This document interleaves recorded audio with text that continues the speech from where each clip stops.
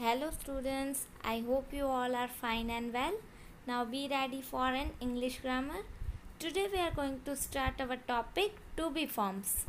You are familiar with this to be forms because in tenses we are using to be forms always. And today we will get some more information about to be forms. So be ready, let us start. First of all I want to tell you that कि ये हमारे grammar की book में नहीं है. सो आपको हमारी जो होमवर्क की बुक है एक्स्ट्रा एक्सरसाइज की उसमें ये नोट डाउन कर लेना है. अब आप स्क्रीन पे देखिए, आपको सब्जेक्ट बी फॉर्म दिखाई दे रहे हैं. तो यहाँ पर ये जो है एम आर इज आर ये सारे टू बी फॉर्म्स से जाने जाते हैं. यहाँ पर सिंगुलर और प्लूरल दोनों दिए गए हैं. अब हमने टेंस पढ़ लिए हैं इसलिए आपको पता है कि am is are present tense में यूज़ होते हैं. तो ये सारे हैं जो वो प्रेजेंट टेंस के टू बी फॉर्म्स है.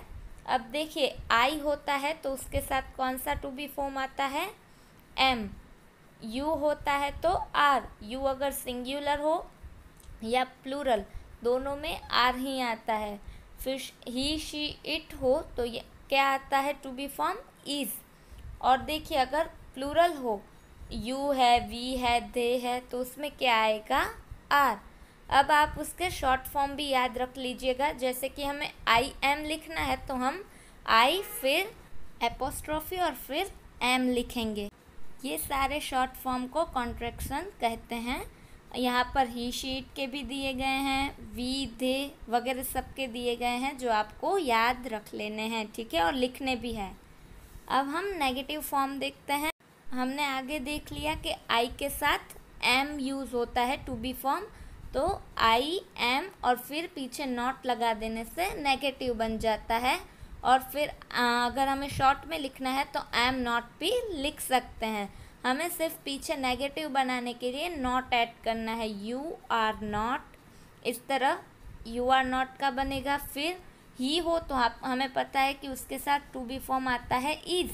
ही शी इट के साथ इज़ आता है. तो नेगेटिव बनाने के लिए सिर्फ पीछे नॉट ऐड करना है और शॉर्ट फॉर्म में अगर लिखे तो ही इज़ंट हो जाएगा, ठीक है. यहाँ भी आप देख सकते हैं, नीचे भी है, शी हो तो भी क्या आता है, इज आता है. इट में भी इज आता है तो क्या हो जाएगा, isn't. She isn't, it isn't. Next है वी और दे, तो वो प्लूरल है तो आएगा आरंट. वी आर नॉट यानी कि नेगेटिव बन जाएगा, दे आर नॉट. तो क्या लिख सकते हैं, दे आरंट और we aren't. Next is simple past tense में क्या होता है, अफर्मेटिव यानी कि पॉजिटिव में. और हमें नेगेटिव में पता है कि क्या करना है, पीछे नॉट लगाना है. अब सिंगुलर हो तो क्या आएगा, आई, तो उसमें आएगा वॉज. फिर यू में आएगा वर और ही शी इट में आएगा वॉज. और प्लूरल हो तो यू वी और दे में आएगा वर. अब आपको पता है कि यू सिंगुलर हो या प्लूरल दोनों के पीछे सेम ही टू बी का फॉर्म लगता है.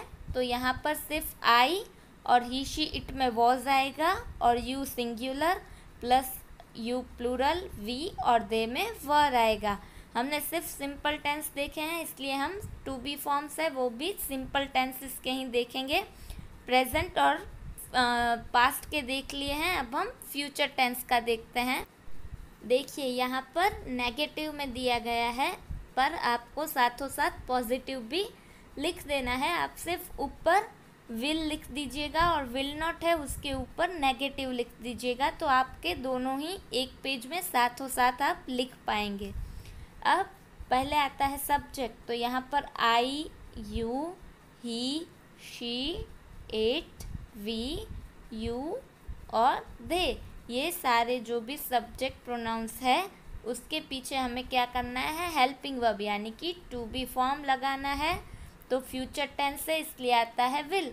पॉजिटिव हो तो I will, you will, he will, she will, it will आएगा. और अगर नेगेटिव हो तो आई will not, you will not, he will not, she will not. और उसका शॉर्ट फॉर्म होता है वॉन्ट. तो आप इस तरह भी लिख सकते हैं, I want, you want, he want. और हमने टेंस पढ़ लिए हैं इसलिए आपको पता है कि सब्जेक्ट प्लस हेल्पिंग वर्ब और उसके पीछे अदर वर्ड्स या ऑब्जेक्ट आते हैं जिसमें वर्ब होता है और अदर वर्ड्स होते हैं। जैसे कि आई विल नॉट, अब रीड क्या हुआ, हमारा वर्ब हुआ और पीछे क्या है, ऑब्जेक्ट और अदर वर्ड्स। तो इस तरह बनेगा I will not read a book next week. अगर पॉजिटिव बनाएंगे तो आएगा I will read a book next week.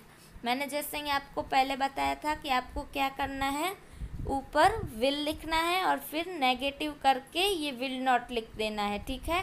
तो आपको एक ही बॉक्स में पॉजिटिव और नेगेटिव दोनों के टू बी फॉर्म्स पता चल जाएंगे। Now we will meet with new topic in new video. Till then, stay happy, stay healthy. Goodbye.